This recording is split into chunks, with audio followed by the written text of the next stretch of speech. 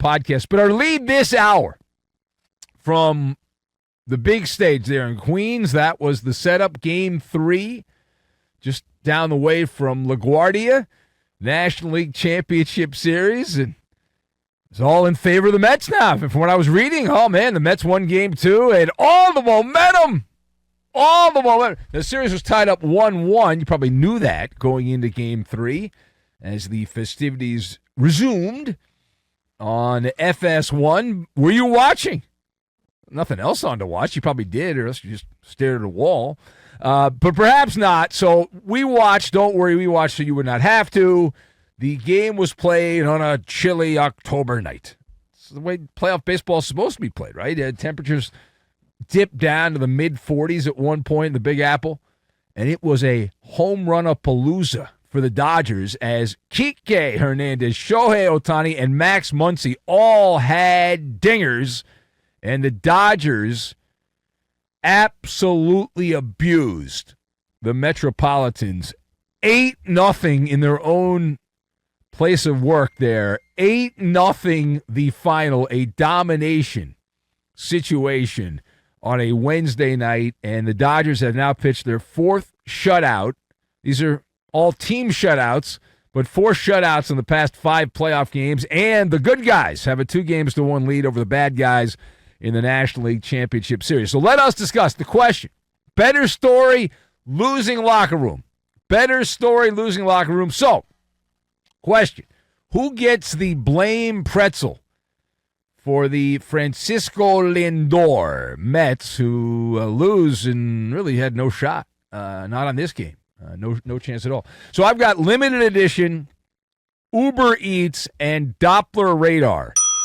And we will combine all of these things together, and we are going to make a boneyard, which is where the Mets offense appears to be, somewhere out in a boneyard, somewhere far, far away. But let's start with this, the vaunted Mets lineup here, and the comeback kids, and they got that thing.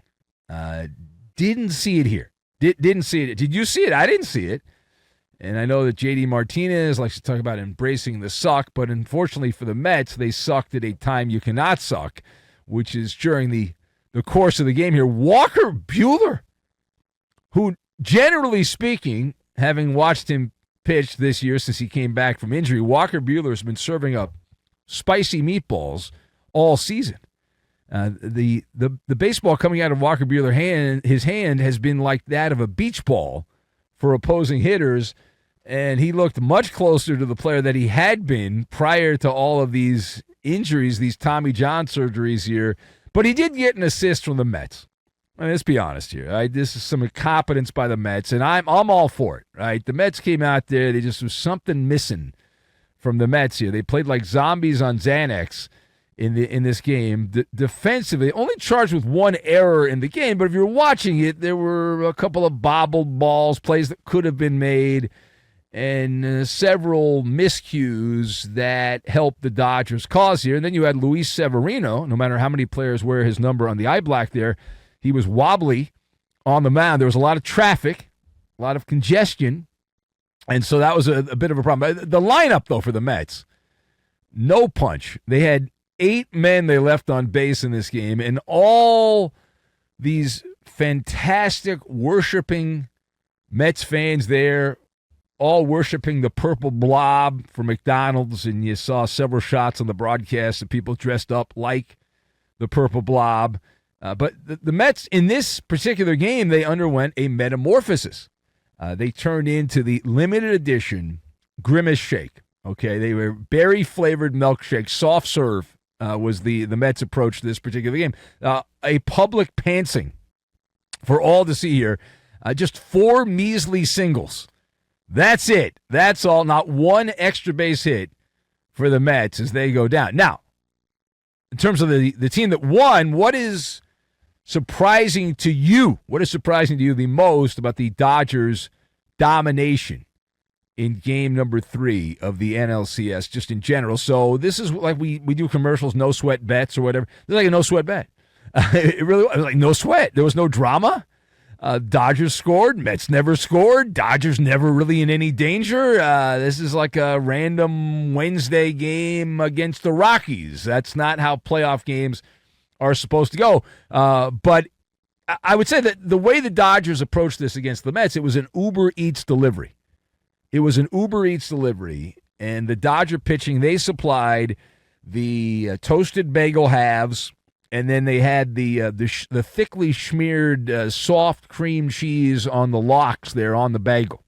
There were a lot of bagels on the scoreboard there, everywhere. And Walker Buehler, of all people, again, I cannot stress this enough. This guy, his entire arm is held together by Scotch tape and Elmer's glue. And he didn't go more than 4 innings, and so that's modern baseball. I don't like it. I think it sucks, but he went 4 shutout innings and combined with 4 relievers on the 4-hitter for the Doyers, who are now 2 wins away from going back to the World Series. Remember, a couple of years back, they won the hardest World Series of all time during a global pandemic, and that's much easier this year. We'll see what they can do down the line. But a methodical beatdown of the Mets, and the Dodgers, if you look at the top-line pitchers, 5 of the top guys that were supposed to be in the rotation, they're sending out hand-me-downs in some of these bullpen jobs, the starting rotation. Most of the big guns are in the repair shop at this point, and they're in they need to be updated in the App Store and all of that. But the second line of cast-offs, other than a certain relief pitcher we will not name here, just did not have a knack for that job. But other than that, they've been mouth-watering good in this playoff situation here. And you juxtapose the difference between the Mets and the Dodgers. And the Dodgers, it was like the old baseball card company from back in the day. They were going upper deck is what they were doing. Upper tank there, Ohtani and Max Muncy. And then the Metropolitans were warning track fly balls. Now, 3 or 4 balls went to the warning track, and it's like, well, it's too cold. The ball doesn't travel. Well, I guess it traveled for the Dodgers, but not them. The moonshots that were leaving the ballpark here. And then you have the curious case of Kike Hernandez, the belly bumping Kike Hernandez, or even junk bumping Kike Hernandez there, who hit .229 during the regular season and is Captain America in the playoffs. Captain America. All right, now, last word here. So we're 2-1 Dodgers over the Mets. Where do things stand, big picture, heading into Game 4, which will be played later on Thursday at the site of the crime there, Dodgers and the Mets. So the Doppler radar forecast, not the Mexican Doppler from Roberto, he didn't work anymore, he took that with him, but the Doppler radar forecast calls for partly cloudy for the Mets and a chance of doom, because you talk about being up against it here. The Mets manhandled 2 of the 3 games in the NLCS, and if not for the generosity of Dave Roberts and the nerds to throw a bullpen game in Game 2, we'd likely be talking about a sweep situation heading into the game on Thursday night. The Mets hitters, who were twisted into garlic knots, delicious garlic knots by Walker Buehler, and he had an ERA of over 5. And it wasn't like 2 or 3 starts. He had 16 starts this year, had an ERA of 5.5 for the Dodgers. Well, the one thing that is guaranteed now, and I will guarantee you that the NLCS will not be ending in New York unless the Dodgers win. That's it. The Mets cannot win in their home ballpark here. The series at worst will be going back to the West Coast for games 6 and possibly game 7. Good luck on that. Very unlikely that will be the case.